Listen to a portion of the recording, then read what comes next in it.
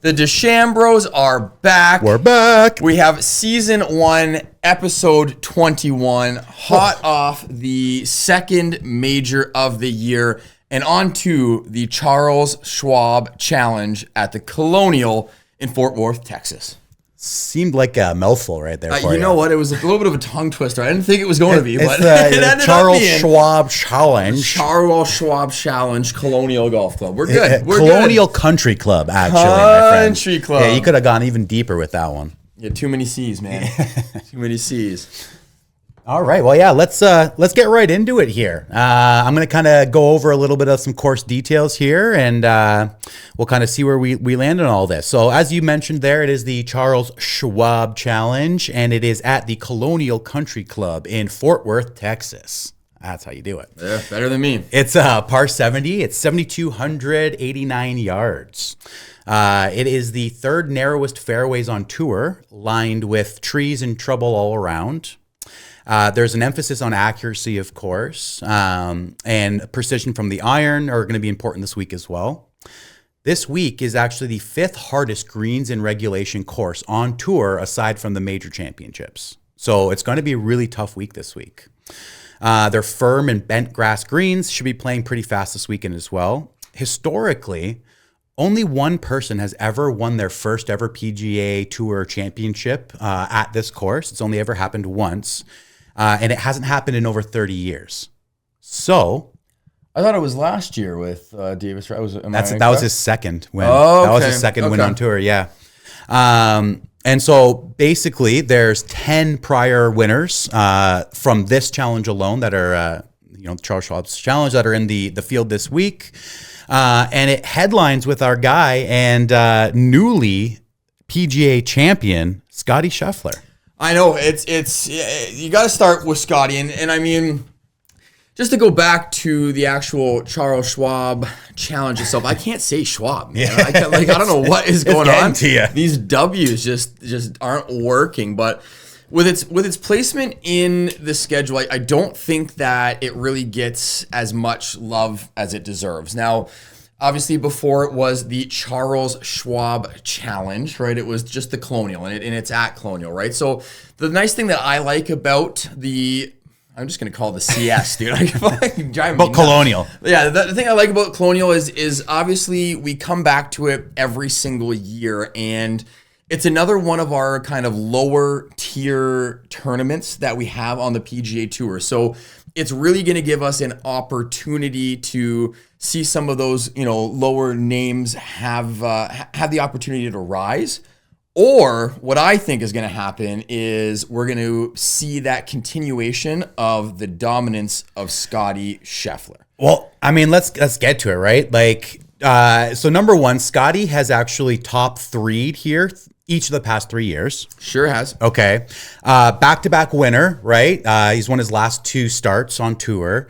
And those were dominant, to say the least, as you were kind of mentioning there. He won his last 2 tournaments by a combined score of 13 strokes. Crazy. In 2 tournaments. With bogeys on 7. And one of those is a major championship. Yeah. Right? So, I mean, in my eyes, right? So Scottie's a plus 250 favorite. I think you're stupid not to bet him. But at the same time, my play with this would be hoping that he starts slow and you can get some increased odds and hit a live bet after the first day or even after 9 holes if he, is even through 9 and someone already shot a -6 in that day or something like that, right? Yeah, I mean, it gets tough with Scottie. Like, he has to have a really slow start for something like that to be able to be really profitable for you. Like, I even look back at the PGA Championship last weekend, right? I mean, when John Rahm caught up to him and was tied for first, Scottie Scheffler still had a 60% chance of winning the tournament. Like, everybody knows, like, Scottie is inevitable. Like, he's gonna win everything. And the really nice thing for me this year, and I think for the both of us, is we're finally starting to see Scottie back in his full form. And what I don't think we really gave enough credit to is the amount of work that these players put into the preparation of their golf game and how hard it is to be able to get your golf game to that upper level tier and to keep it there. And I think that injury to the hand, even, as quote unquote minor as it was, and he was able to get back out there and play fairly quickly, I think it really stopped his whole routine of getting ready for the season and getting into his form. And like, we have Scotty in full form right now. I mean, yeah, like some people, it might take some of that preparation like you're talking about. Other people, it might take an unconforming driver to win a major championship. Who knows if, Rory was using the wrong driver during the majors. Yeah, but I mean, interesting fact. Scotty got dinged on that as well. I know, right? And I read into it. It's truthfully what it is that those drivers have used so much, they've worn too thin on the face, and it just doesn't conform anymore. They got to get a new driver. It's not actually like everyone's, they're cheating it. No, it's just they use it too much. They're too good, and they're hammering that thing too hard. Yeah, 100%, right? And I mean, there's a lot of controversy out there right now. Like Xander famously said, like, they only tested 50 players in the field. Like if we were really testing all of the clubs to be able to protect the integrity of the sport, the players, 100%. Then you test everyone every single time. Yeah, test them all on Tuesday. Make it Tuesday or Wednesday or whenever. It's a mandatory testing day. Everybody's drivers go in. Everybody gets tested. Everyone goes through. Right? I mean, look at the UFC. You don't fight before. Like, you got to piss. You got to weigh in. You know what I mean? You got to weigh in. Yeah, exactly. So I get it. I get why the rules are there. I get the advantage that happens when the driver face gets worn down 100%. But there's no telling how many players out in that field had non-conforming clubs. And I mean, ultimately, there was one player that was able to, rise above the rest, even with a new driver in the bag, and away we go, right? Yeah. No, 100%. But yeah, I mean, another interesting thing that I saw, like after yesterday, strokes gained. I know that you're a big strokes gained guy, Tanner. Scotty Scheffler now is in the top 10 strokes gained in every single category, including putting. He is now 9th in the world in putting, which is, the one statistic that we always harp on him on. So really with the bogey on 18. Always, man. But you know what? If you get yourself to the point where you have a 6-stroke league, fucking bogey the 72nd hole. Yeah. Double bogey it. I don't give a shit, man. Just don't quadruple bogey it and make me have a heart attack. You know what I mean? But yeah, I mean, I'm with you in terms of betting with Scotty. A plus 240. I mean, he's the clear-cut favorite. He's the guy that I think that's going to win. I mean, I saw an interesting bet on a Scotty Scheffler wire to wire. Yeah. That gave you some really good odds that I think would be kind of a fun little bet to have. But other than that, it's what do you do with them? You put them in for a top 5 in your parlays, and that's the easiest part of your parlay. That's what it is, truthfully, right? That's exactly it. So let's move on from Scotty and go over a few other players that we want to talk about today. Yeah. You want to rock, paper, scissors for this one? Rock, paper, scissors, shoot. All right, rock, paper, scissors, shoot. Rock, paper, scissors, shoot. Rock, paper, scissors, shoot. Yes! I thought I had you. All right. Go. All right. Who do you got, Tanner? Well, we had kind of talked this a little bit of a lower event, and the field is a little bit random, right? But what isn't random is the name Jordan Spieth, especially at Colonial Golf Club, okay? So I'm going to kind of go over a few things here and talk about our guy Spieth. Famously, Justin Spieth from last week. So he's... Oh, man. Do we type him in as Jordan in both of our notes so we don't... No, I did Jordan this week. We're good. I couldn't get that out of my head. I even saw it like 100 times later. I was like, Justin, Jordan.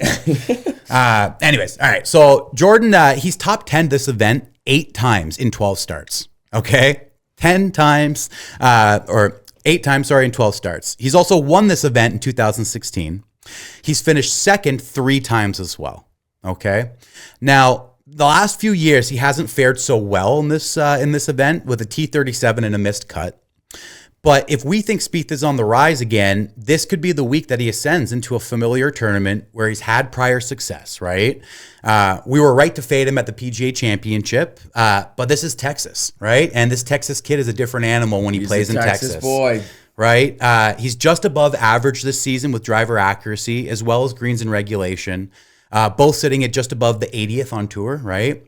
His scrambling and putting stats are well above average, though, this year, and he's sitting around 23rd on tour with strokes gained total. So this could be a week where we see Jordan Spieth make some noise. Yeah, 100%. Like, Jordan Spieth, he continues to be a question mark for me. An enigma. With his 100%, right? And I'm just going to kind of go through the notes that I have on Jordan because I really like Jordan. I highlighted him as well this week.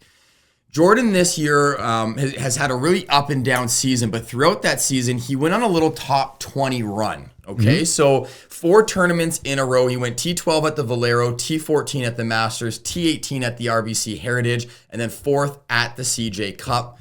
Since then, of course, he carded a T34 at the Truist and then missed the cut at the PGA Championship. So that roller coaster of a season continues to kind of have its ups and downs.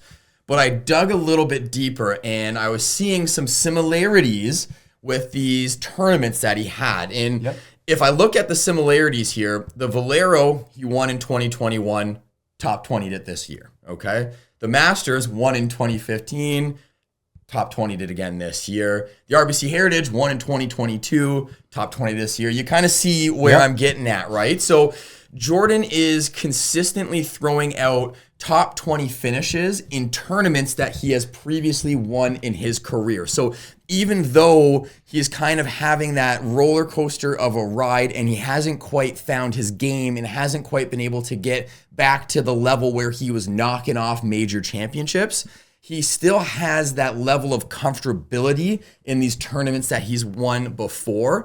And of course, the Charles Schwab, before it was the Charles Schwab, it was the Dean and DeLuca Colonial, and Jordan won Dean it. and DeLuca. Dean and DeLuca. And Who Jordan are those won two it. fine gentlemen? I don't know.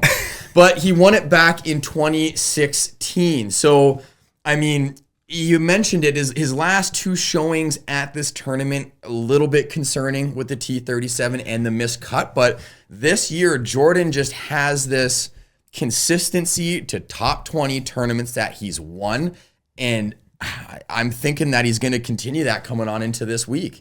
Yeah, you know, I like that a lot. I like the stats you brought into that. I'm a big stat guy, and that one got me a little chub, you know? I'm pretty high on Spieth this week. It's great to hear. Who else you got this week?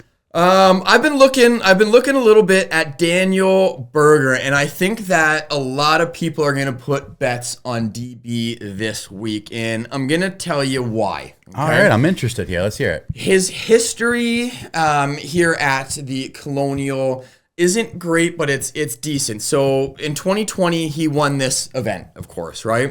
2021, 20th, 2022, 23rd, 2024, T45. So he's consistently running that kind of, middle to higher tier, but again, has won it in the past.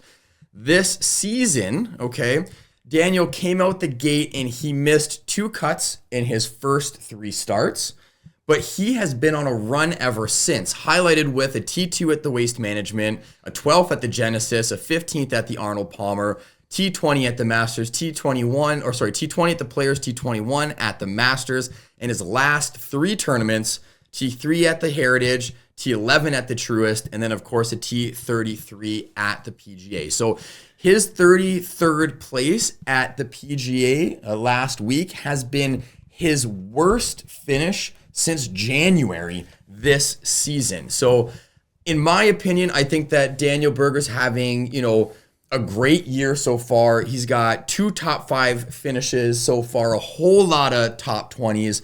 I can see a really good bet on Daniel Berger for a top finish this week. And see, it's, this might come as a surprise. I'm kind of down on Daniel Berger this week. All right.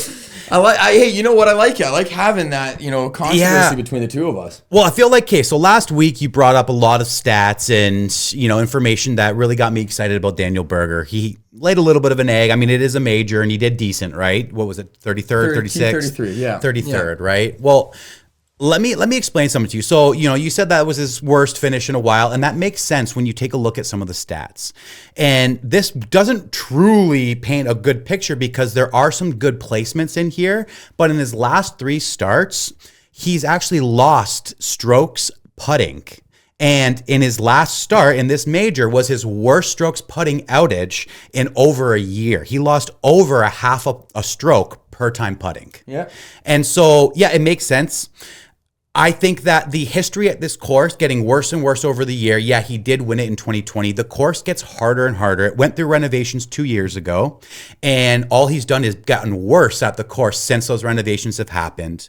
I do understand that this is a weird situation because there's not as many top end players here, and so people are expecting him to do good. He's the third favorite on the list right now, and I think that's why I'm down on him, is because he's expected to do good now when there's not a lot of good people at the tournament, right? So I think the fact that he's kind of gotten a little bit worse putting in the last 3 events in a row and progressively worse each one, combined with this course not being his favorite, even though he's won here, right, 5 years ago, and the fact that he's the third favorite on the odds list, it just makes me kind of a little bit down on him and trying to chase a little bit other odds out there. Yeah. I mean, the odds list kind of drove me nuts looking at it today. It really did. It's like, what do we do here, right? And I mean, I've been pretty high on DB all year. I think that's been well documented throughout the podcast. And I mean, with his finishes, I mean, I'm not backing down off of that. Yeah. And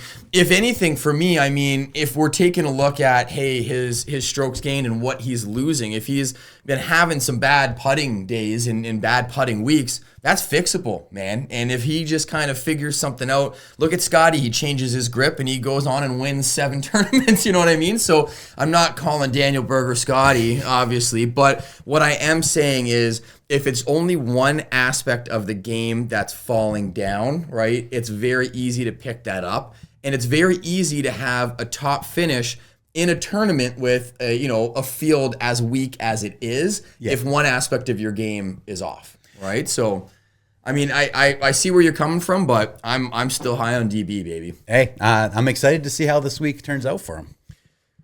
Let's move on. Tanner, who else you got for me? Yeah, I'm going to go with my guy, Maverick McNeely. Top Gun. Top Gun itself, all right? Number one, you just mentioned it. Kid flies a plane. It's hard to bet against the guy that flies a plane. Stat number 2, he has a wicked name. Yeah, he does have an ear name guy. Stat number 3, he's in hot form. Okay? Maverick's hot. All right? 2 T's on that number. All right? 5 top 10s this year in 14 tournaments. Okay? So about 1/3 averaging a top 10. A second and 2/3 in there as well. He sits 29th on tour in greens and regulation. He's both an above average putter and driver of the ball. He's sitting at 29th on tour strokes gained total. I like my guy Mav a lot this week. And, I keep saying it's a lower field there. And I don't think the expectations are as high on him as they are Berger, but I think he has as comparable starts and finishes as DB this year. Yeah, I mean, I could not disagree more with that. For me, like, Top Gun is a really interesting one for me. So I always talk about players and having roller coasters of seasons. Maverick McNeely is having a mountain range of a season with very high peaks and very, very low valleys. He's athletic. He gets up and down, That's not, yeah. I mean, I don't see a negative there. You know what I mean? Guys walking really high up that hill and coming right back down. Yeah, but when we're talking about like his best finishes being a T3 and his worst being multiple missed cuts, like a second of the Genesis, 2 threes.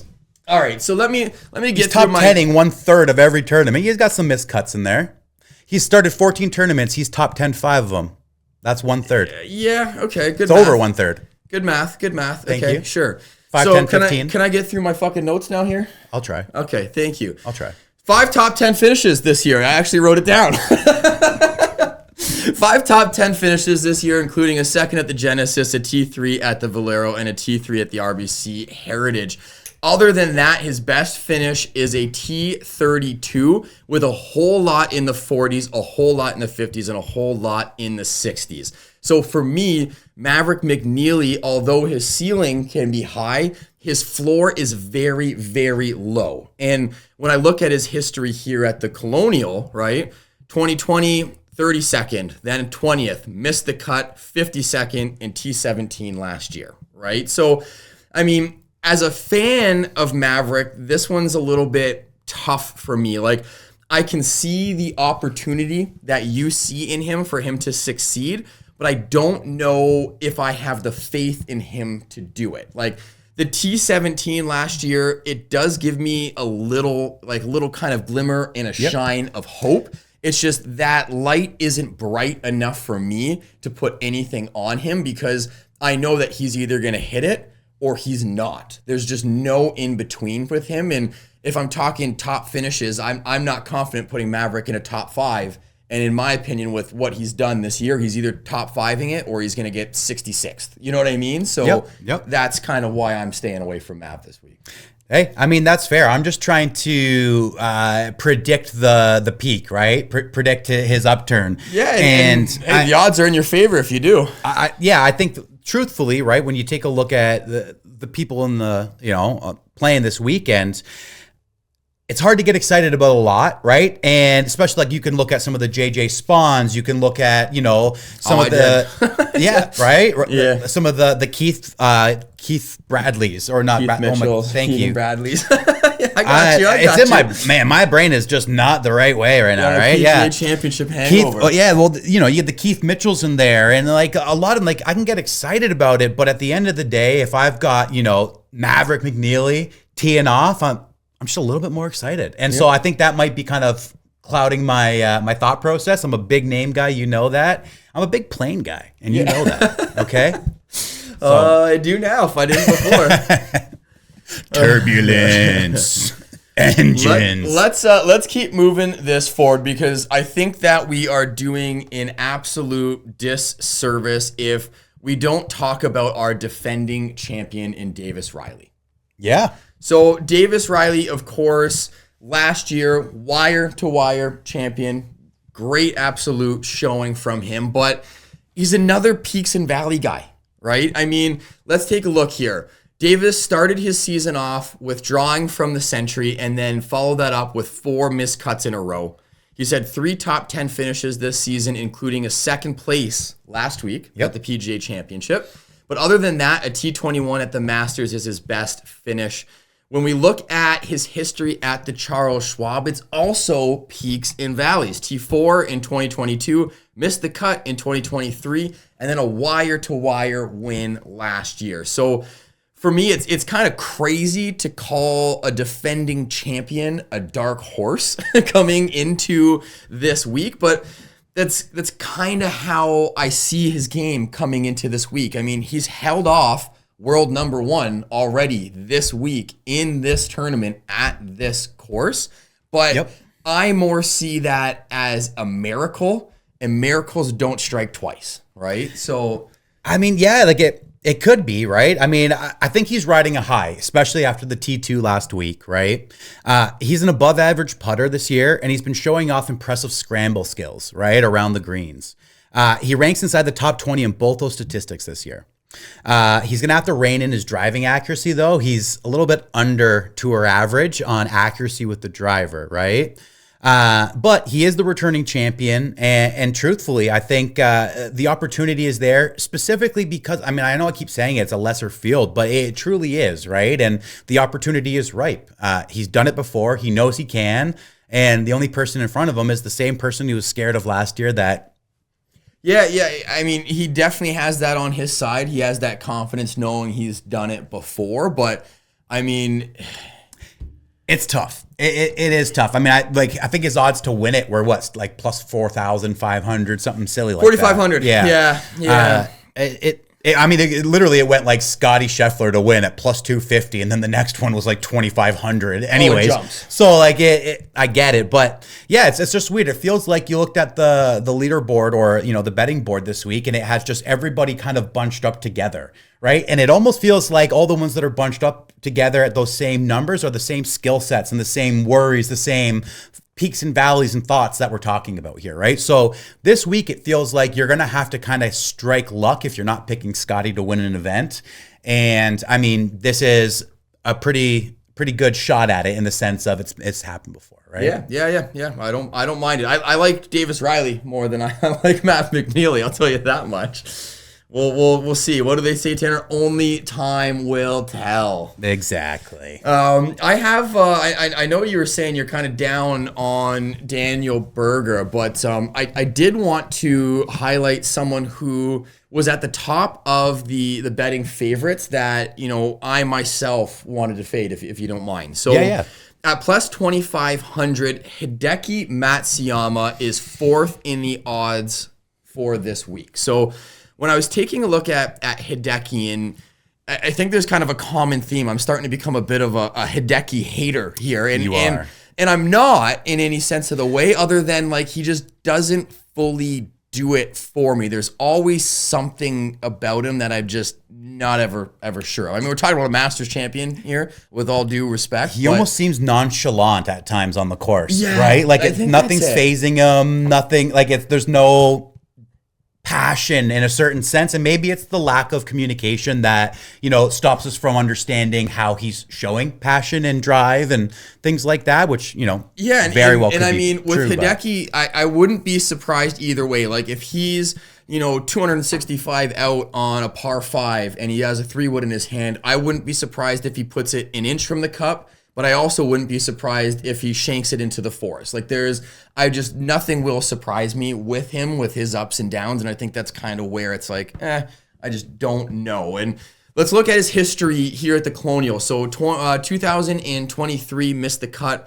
Last year was T12. So he did follow that up and have a good finish last year. But his last 5 tournaments this year, missed the cut at the Players, missed the cut at the Valero, T21 at the Masters, 17th at the Truist, and then missed the cut again last week at the PGA. So I know that the field isn't very strong this week, and I feel like that's probably why Hideki, just having the name that he has, is up there in the odds list as high as he is. But I mean, Hideki's game isn't all that strong this year either. And I mean, he started off really hot, right? I mean, he did. He won the Century right away, Yeah, and we he both does were good like, in "Why? Hawaii." What were we thinking? Not picking him on our fantasy team?" And well, it seems to be that we were pretty smart not to do that. Beyond the fact that win probably helped a lot. Yeah, but and again, I don't want to come off as a Hideki hater, but fuck, dude, give me Hideki to miss the cut this week. Like, you know what I mean? It's if you want to have a little bit of fun and have a miscut bet, I think that's the one that you go with. Seeing how high he is up in the odds list and really where his game is at today. Yeah, I mean, for him to be that high on the odds list, it doesn't give me confidence, right? So while you're true on fading, I think I'm just avoiding, Yeah, I hear you. Cool. Anyone else you want to highlight before we get into our picks? I kind of want to surprise you when we get into our picks here, because I haven't talked about who I've got in my top 20. I love that. So before we get into the picks, just wanted to take a quick second and thank you guys for watching. Two brothers here just love the game of golf, love betting the game of golf, and we truly appreciate and love you for being a part of our story every single week. Hey, hopefully you've been following along. You've won some money with us this year. And hey, we love you guys. Like and subscribe. Thank you. Let's try and make them some more money today, Tanner. Let's get into our 20s, 10s, and 5s. You want to do a rock, paper, scissors for this one as well? Oh, fuck yeah. All right. Predictable. Who's your top 20, Tanner? You said you had a surprise for me. Give me a surprise. So this player has won here previously. I've said at the beginning of our podcast today, there are 10 players in the field this week that have won at the Colonial. For the top 20 at plus 250, I have Emiliano Grillo. Ooh, Emiliano. Okay, so I did say he's 2023 winner. He has multiple top 10s at this course as well. He's 31st on tour this year in driving accuracy. He's an above average approach game, and he's 48th on tour putting. I'm looking for a gutsy performance out of a guy who's not only top 22 events this year, but one of those also being in Texas earlier this year at the Valero. So I'm hoping that the continuity of playing well in Texas kind of helps him, as well as the fact that he's won here a few years ago.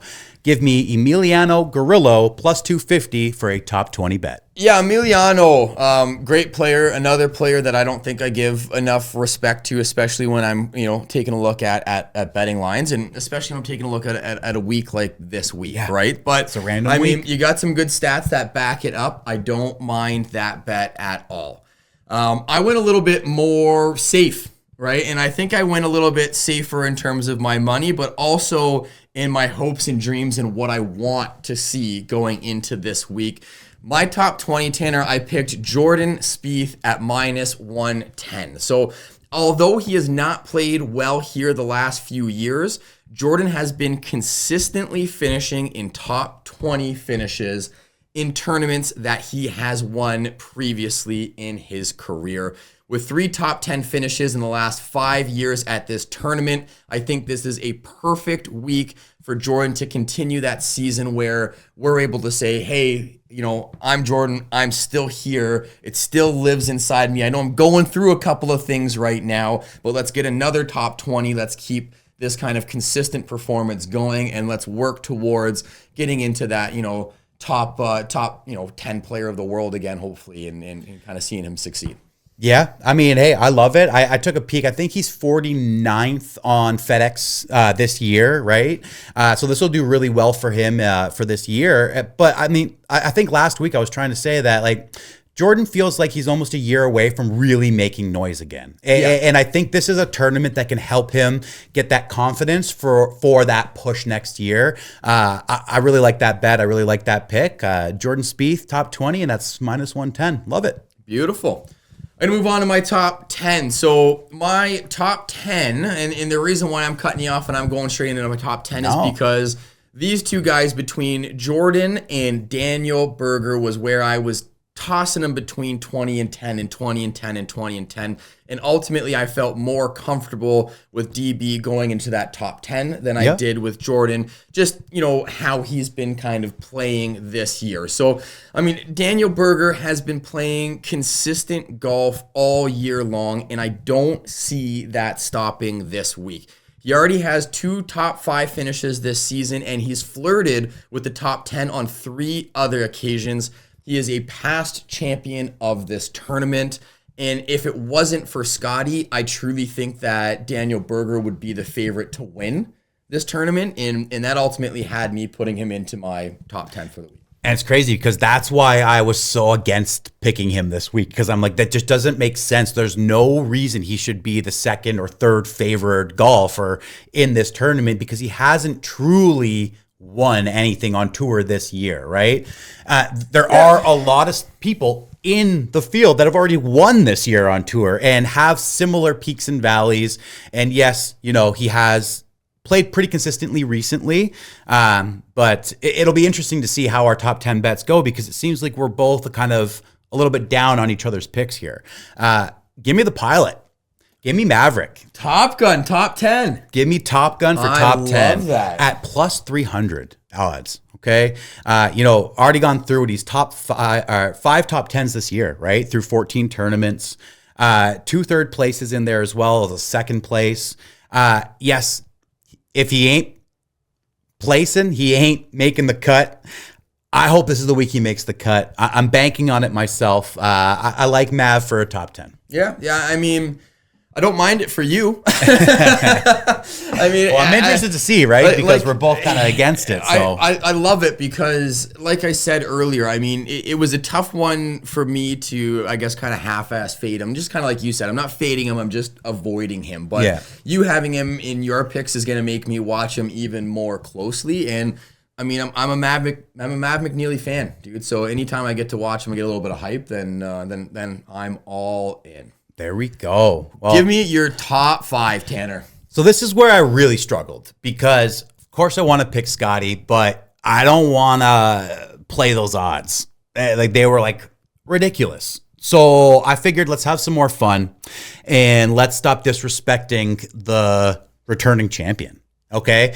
When you look at this is purely an odds play for me, okay? Beyond the fact that he's had prior history here, he is riding high. He had the T2 last week, right, at a very hard golf course. And this is, again, a hard golf course. +700 for a top 5 for the returning champion. That's completely disrespect, and I hope he takes that as disrespect, and he shows up with that in mind, because plus 700 for a top 5 for the returning champion blew my mind, and it made me pick him here. It was either Scotty at minus 300 or 400 or Davis Riley at plus 700. And that's crazy to me that you can get plus 700 odds. Yeah, I mean, so to me, that only kind of backs up my position on him as well. Like, Vegas doesn't see in him what I don't see in him. And I'm sure they gave him even worse odds last year. You know, for sure.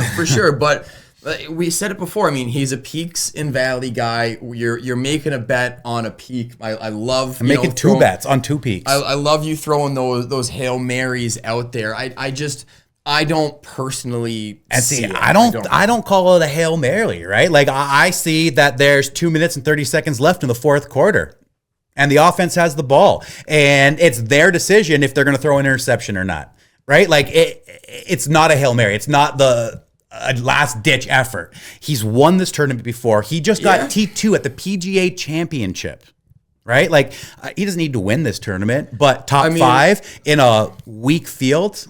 Let's also talk about T2 at the PGA Championship. No disrespect to coming in second, but if it wasn't for a bogey on the 72nd hole, it's a T2 by 6 strokes. Like, it's still... It's a hard course. I mean, you watch that tournament, the last 5 holes, that leaderboard went from like minus 12, minus 9, minus 8, minus 7, minus 7, minus 7 to everyone at minus 6, because that's a hard fucking golf course. The Green Mile. It's a hard golf course, right? And he T2'd a hard golf course in a very hard field, and he's about to go to another hard golf course in a little bit of a lighter field, and I'm hoping he can replicate. Yeah, I don't mind it. I don't think that's a Hail Mary in my opinion, but I mean, it could definitely, I can see why you think that. Yeah, I mean, and if I'm calling your Davis Riley pick a Hail Mary, like, I'm talking, my pick here is a QB sneak with, 4th and inches on the goal line here. Eagles or Falcons? Eagles, tush push, baby. Eagles, like, tush this push. one here. So I'll give you this is a home run. Call me cheap, Tanner. This is a Scotty Scheffler pick. Call me cheap. Call me a Scotty Scheffler pick. Call me cheap. Call me a this cop out. This is a Scotty Scheffler pick. I don't care. Give me Scotty Scheffler at minus 200, top 5. Scotty is the clear-cut number 1 player in the world. We have finally reached peak Scotty in the 2025 season. And the last time we saw peak Scotty Scheffler, he won 4 out of 5 tournaments, coming 2nd place in that 5th tournament. And last year coming 2nd in this tournament as well. I think that missing and getting that 2nd place on, his road to his 3-peat there really bugs him. It eats him up inside. I think that he is driven. I think that he is the clear-cut bet for a win, which is, a really easy, clear-cut fit for me to have him as a top 5 pick. Okay.